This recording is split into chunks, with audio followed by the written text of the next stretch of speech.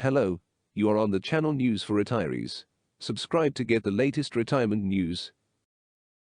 Retirees in these 13 states risk losing some of their Social Security checks. Will you wind up with a smaller benefit due to where you live?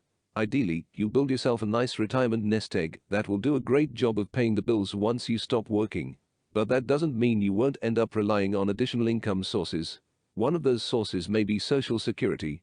While the amount you're entitled to collect in benefits will hinge on factors like your wage history and filing age, there are steps you can take to lock in a higher benefit, like delaying your filing until your 70th birthday. But if your goal is to get as much money as possible out of Social Security, then you'll need to be careful about the place you decide to call home during retirement. That's because some states impose taxes on Social Security benefits, and if you retire in one of them, you could risk losing a chunk of that money. The states that tax benefits first. The good news, most states don't impose a tax on Social Security income, either because they don't feel compelled to or because they don't have state income taxes at all. But if you retire in one of these 13 states, you could end up losing a portion of your Social Security benefits.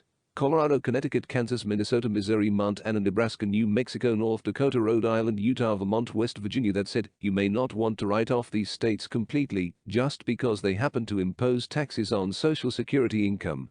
For one thing, most of these states happen to offer exemptions so that if you're a low or moderate earner, you can get out of paying those taxes.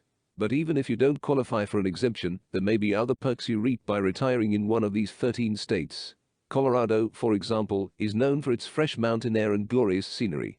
And if you've always dreamed of retiring there, you shouldn't necessarily give that up because you don't want to face state taxes on Social Security. Meanwhile, some of the other states on this list happen to offer a relatively low cost of living. While you might lose some of your benefits to taxes, you might also stretch your Social Security income further by virtue of paying less for things like housing and food. The point, therefore, is that you shouldn't necessarily avoid retiring in a state that taxes Social Security. Rather, be prepared to pay those taxes should that situation apply to you.